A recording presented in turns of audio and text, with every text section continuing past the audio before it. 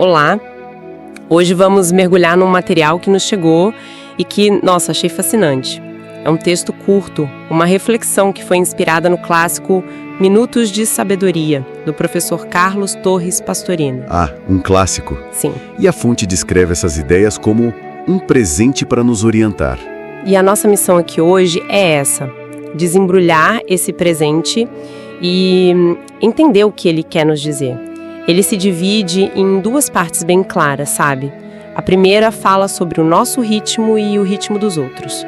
E a segunda nos dá o que chama de a melhor receita para a vida. Parece bem ambicioso. Sem dúvida. E o que me instiga aqui é que, assim, à primeira vista, parecem ser duas coisas bem diferentes.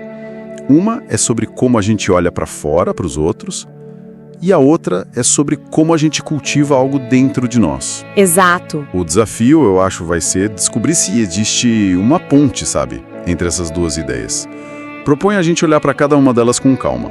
Primeiro essa visão sobre a jornada de cada um e depois essa tal receita, para ver se no final a gente consegue, sei lá, conectar os pontos. Combinado. Vamos começar então por essa primeira reflexão. Ela abre com uma frase que parece óbvia, mas que a gente esquece o tempo todo.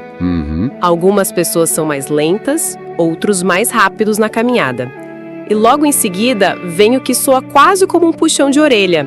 Não queira exigir dos outros aquilo que nem sempre você mesma consegue fazer. Confesso que essa frase me pega. Pega, né? A gente lê, balança a cabeça, mas na hora do trânsito, na fila do mercado, no trabalho... A paciência some. Some! É um lembrete desconfortável, não é? Porque nos força a confrontar, a nossa própria hipocrisia. O texto convida a gente a usar o nosso próprio esforço, as nossas falhas, como uma régua para medir os outros. Uma régua. Boa. É um chamado à humildade antes de qualquer julgamento. Antes de se irritar com a lentidão de alguém, o texto pergunta: e você? Já dominou todas as suas próprias dificuldades? Exato. Isso me lembra de quando eu estava aprendendo a cozinhar. Sei. Eu vi os chefes na TV fazendo tudo parecer tão simples, tão rápido, e eu ficava genuinamente frustrada com a minha própria lentidão, com os meus erros. E acho que a gente faz isso em todas as áreas da vida. A gente vê o palco do outro e compara com os nossos bastidores, com todo o esforço e dificuldade. Essa sua analogia da cozinha é perfeita, porque ela nos leva diretamente à imagem central que o texto usa, que é ainda mais poderosa. Ele diz que estamos todos tentando escalar aos poucos a montanha íngreme da virtude. Uau! A escolha das palavras aqui é fundamental. Não é um passeio no parque, não é uma corrida em pista plana. É uma montanha. É uma montanha, e não qualquer montanha. Uma montanha íngreme. E essa imagem muda tudo. Uma montanha íngreme implica em dificuldade, em esforço contínuo, no risco de escorregar e voltar algumas casas. A virtude, então, não é um lugar onde se chega, mas a própria escalada. É isso. O ato de continuar subindo mesmo cansada. Exatamente. A metáfora transforma a virtude de um produto final em um processo. E um processo que é, por definição, lento e gradual. Ninguém escala o Everest da noite para o dia. Por isso o texto reforça de forma bem direta: ninguém pode tornar-se santo da noite para o dia. Sim. É uma crítica sutil à nossa cultura do resultado instantâneo, da solução mágica, né? O texto valoriza o suor, o tempo, a jornada em si. Então essa paciência que ele pede não é uma espécie de favor que a gente faz para os outros. Não mesmo. É, na verdade, um reconhecimento da realidade. Se eu entendo que a minha montanha é íngreme, como é que eu posso me irritar com quem está escalando a montanha dele, que é tão íngreme quanto talvez até com mais pedras soltas no caminho? Perfeito. A empatia que nasce daí não é condescendente, não é coitadinho, ele é mais lento. Não. É uma empatia de companheirismo. É o reconhecimento de que estamos todos na mesma expedição, mesmo que em trilhas diferentes. Por isso, a conclusão dessa primeira parte é: tenha paciência com os companheiros de sua jornada na Terra. É um lembrete de que, no fundo, somos todos alpinistas amadores tentando não despencar. Certo, essa primeira parte ficou bem clara. É um chamado para olhar o outro com a mesma compaixão que a gente deveria ter por nós mesmos nos nossos desafios. Mas vamos ser sinceros, isso é difícil. Muito. Exige uma força interior, uma tranquilidade que nem sempre a gente tem. E aí parece que o texto adivinha nosso pensamento e nos entrega a segunda parte. A tal receita. A tal melhor receita para a vida. Será que é aqui que está a ferramenta para a gente conseguir ter essa paciência toda? É uma ótima pergunta. A estrutura sugere que sim, né? Primeiro, o texto aponta o desafio à paciência na escalada coletiva e depois oferece a solução, ou melhor, a receita. E como toda receita, ela tem um passo a passo. Uma ordem que parece ser importante. Vamos ver os ingredientes, então. O primeiro passo é: mantenha-se calmo e sereno.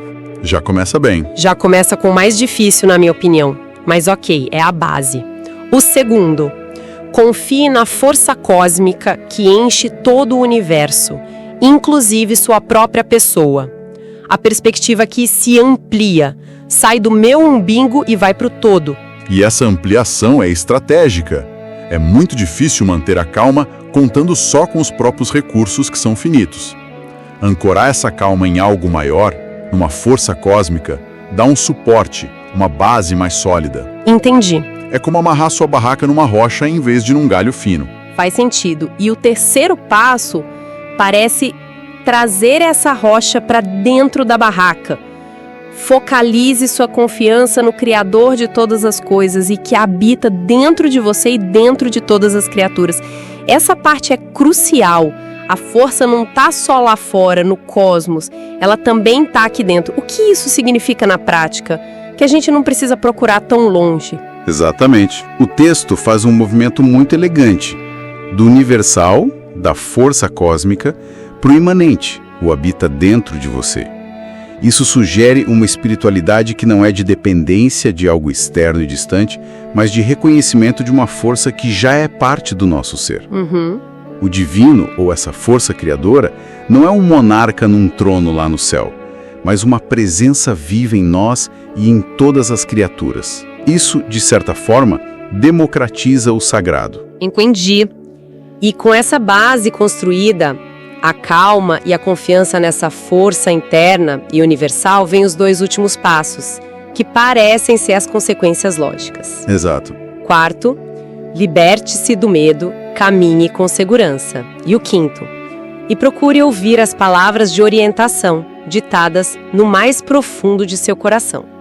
Então a orientação final não vem de um livro sagrado, de um mestre. Vem de dentro. Vem de dentro. Essa é a conclusão da lógica. Se a fonte criadora habita em você, faz todo sentido que a orientação mais autêntica venha de lá também. O texto propõe que uma vez que você acalma o ruído externo e interno e se conecta com essa força, você ganha acesso a uma espécie de bússola interna.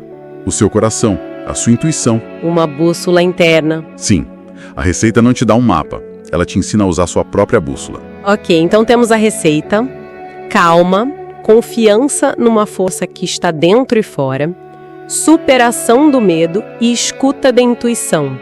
É poderosa. Mas confesso que ainda estou com um pouco de dificuldade de juntar as duas pontas de forma concreta. Como assim?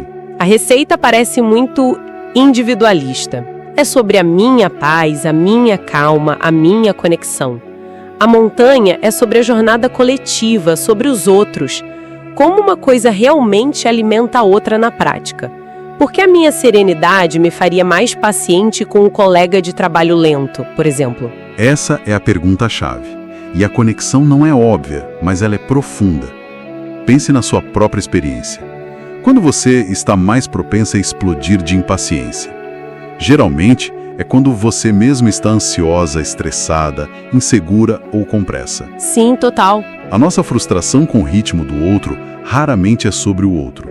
É um sintoma da nossa própria inquietação interna. Nossa, isso é forte. Então, quando eu buzino pro carro da frente, que demorou um segundo a mais no sinal verde... O problema não é o motorista da frente. O problema sou eu e a minha própria bagunça interna. Na maioria das vezes, sim. A receita atua exatamente nessa bagunça interna. Ao cultivar a calma e a segurança de que fala o texto, você diminui o seu próprio ruído. Você se torna menos reativa. Certo. O passo lento do outro deixa de ser uma ameaça ao seu cronograma, uma afronta à sua eficiência, e passa a ser apenas o que é, o passo lento do outro, alguém em outro ponto da escalada. Quando você está seguro na sua própria base, a posição do outro alpinista não te desestabiliza. Agora eu entendi. Agora a ficha caiu. A paciência com os outros não é um esforço de força de vontade. Não é tipo, preciso ser uma pessoa melhor e ter paciência. Não. Ela é quase um efeito colateral de estar em paz consigo mesma. É isso? Exatamente isso. Você não força a paciência. Você a encontra como um subproduto da sua serenidade. E o ciclo se retroalimenta, que é a parte mais bonita. Quando você pratica essa compreensão com os outros, quando consegue observar a escalada alheia sem julgamento, essa atitude, por sua vez, reforça sua própria paz interior.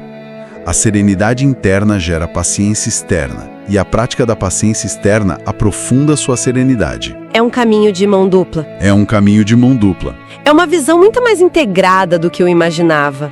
Não se trata de escolher entre o trabalho interior e a ação no mundo, mas de entender que um é a causa e a consequência do outro, num ciclo contínuo.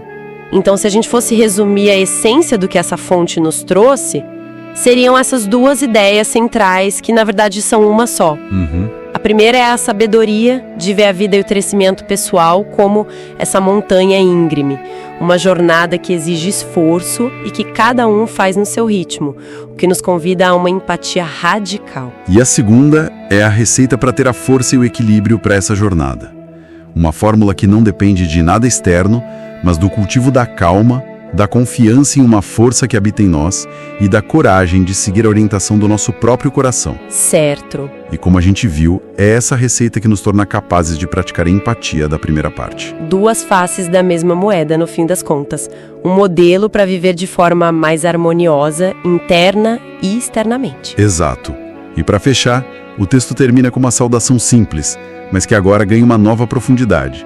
Paz e bem com muita luz na nossa caminha. Gosto do caminha. Também gosto muito da palavra caminha, em vez de caminhada. Caminha soa como uma jornada de uma vida inteira, contínua. E isso me deixa com uma última provocação para quem nos ouve. Manda! O texto nos deu duas imagens fortes. A virtude como uma montanha íngreme, um caminho que pode ser escuro e difícil, e a paz como uma fonte que se encontra dentro de nós. Certo. Se é assim, o que seria essa luz na nossa caminha, que ele nos deseja no final? Seria uma ajuda externa? Uma lanterna que alguém nos dá para iluminar a escuridão da trilha?